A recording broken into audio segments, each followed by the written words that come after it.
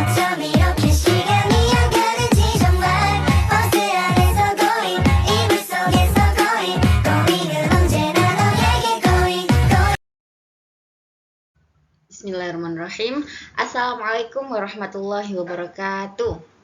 Kembali lagi dengan saya Rafida Falih, NIM 2022-1211411, kelas 3C, Fakultas Tarbiyah, Prodi Pendidikan Agama Islam, mata kuliah Model dan Strategi Belajar Mengajar, dosen Dr. Ahmad Ikhwanul Muttaqin, MPDI.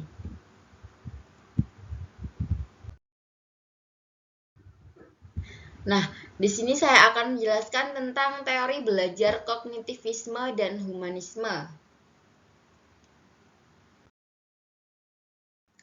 Yang pertama, pengertian teori belajar. Teori belajar adalah sebuah kerangka pemikiran mengenai bagaimana seseorang memperoleh, memproses, dan mengingat informasi. Teori belajar ini mempengaruhi cara belajar dan cara pelajar dan belajar.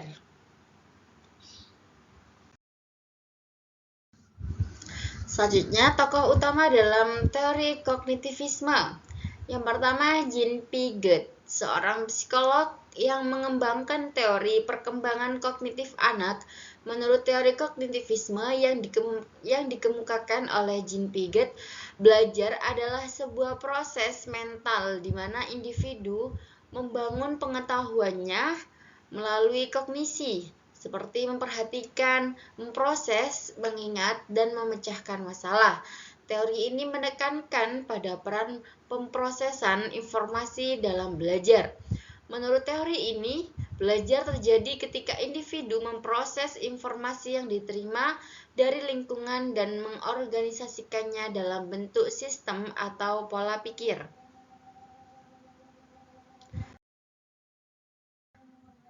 Pembahasan teori belajar kognitivisme.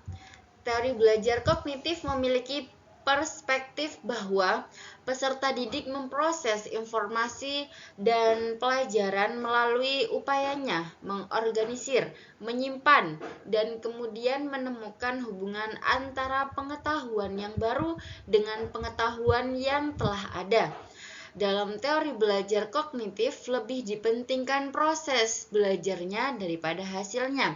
Adapun yang melandasi perkembangan teori belajar kognitif ini yaitu teori belajar kognitif Jean Piaget, Jeremy Bruner, dan Ausubel. Dari ketiga peneliti ini masing-masing memiliki penekanan yang berbeda pada teori belajar kognitif. Piaget berfokus pada perkembangan kognitif anak yang meliputi 4 tahap, yaitu sensory motor, pre-operational, concrete operational, dan formal operational.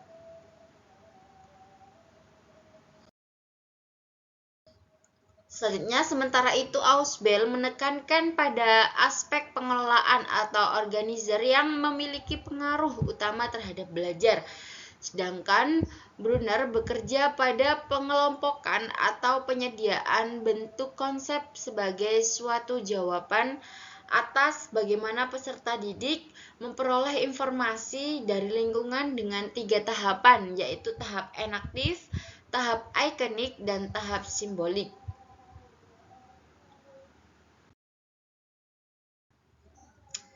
Selanjutnya, contoh penerapan teori belajar kognitivisme. Yang pertama, tes personalitas. Saat seseorang mengerjakan tes personalitas, mereka menggunakan kemampuan kognitif untuk memahami dan menyelesaikan soal tes. Yang kedua, belajar bersama. Ketika pelajar belajar materi bersama, mereka berkesempatan untuk bertukar informasi dan pemikiran, sehingga dapat meningkatkan pemahaman tentang materi yang dipelajari. Yang ketiga, memahami self-regulation. Self-regulation atau kemampuan mengatur diri memberikan manfaat untuk teman sekelas dan menyelesaikan tugas sekolah dengan baik.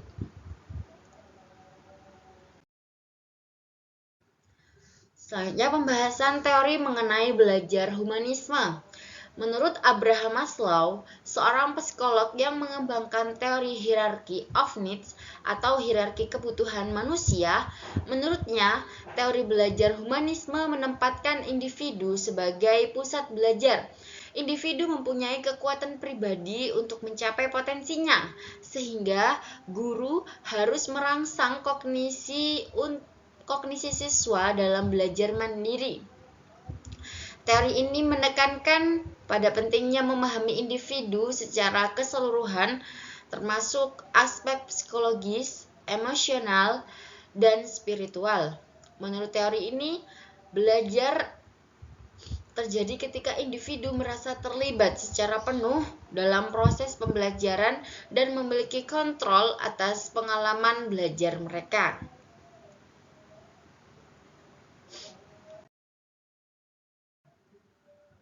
Selanjutnya, dalam teori belajar humanistik, proses belajar harus berhulu dan bermuara pada diri peserta didik itu sendiri. Meskipun teori ini sangat menekankan pentingnya isi daripada proses belajar.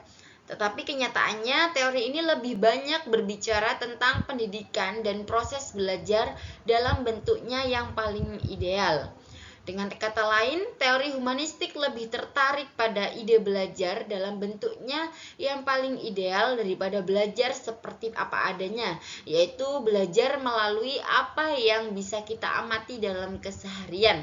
Maka teori belajar humanistik dapat didefinisikan dengan apapun yang bisa dimanfaatkan, asal tujuan untuk memanusiakan manusia atau mencapai aktualisasi diri dan sebagainya dapat tercapai.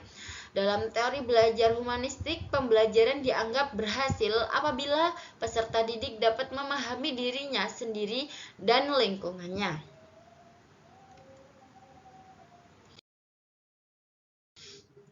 Contoh penerapan teori belajar humanisme. Yang pertama, belajar mandiri. Di universitas, mahasiswa diberi kebebasan untuk memilih mata kuliah yang menarik dan belajar dengan cara yang mereka pilih dan gunakan.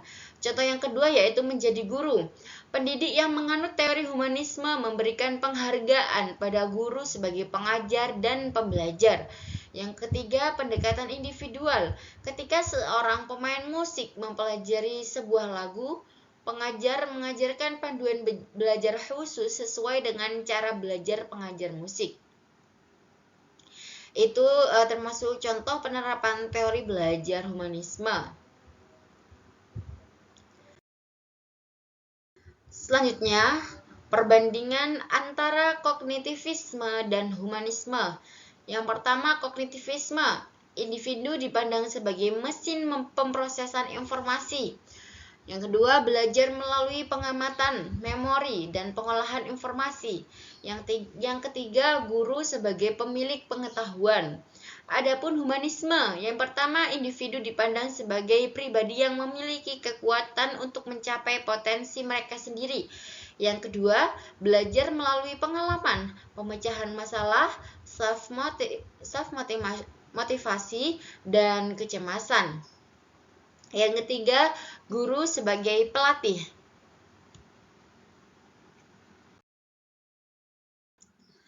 Nah, adapun langkah-langkah pembelajaran menurut teori belajar kognitif dan humanistik.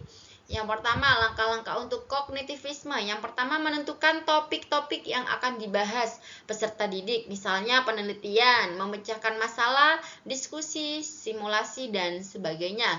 Yang kedua, mengembangkan metode pembelajaran untuk merangsang kreativitas dan cara berpikir peserta didik. Yang ketiga, menentukan tujuan pencapaian kompetensi.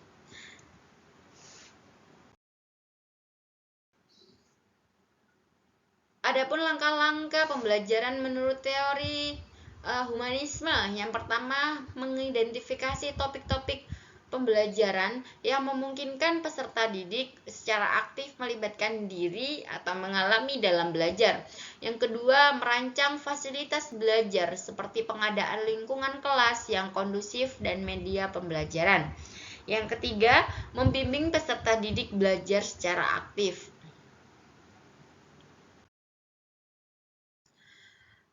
Manfaat memahami teori belajar kognitivisme dan humanisme.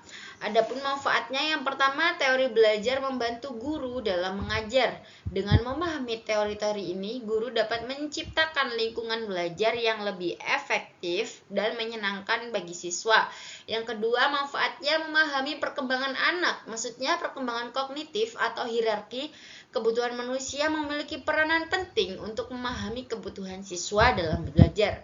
Yang ketiga, meningkatkan prestasi siswa. Dengan memahami potensi siswa, guru dapat mempertajam strategi pembelajaran siswa sesuai dengan karakteristik dan individu. Itu manfaat memahami teori belajar kognitivisme dan humanisme. Sekian presentasi dari saya tentang teori belajar kognitivisme dan humanisme. Kurang lebihnya saya mohon maaf. Wassalamualaikum warahmatullahi wabarakatuh. Bye-bye.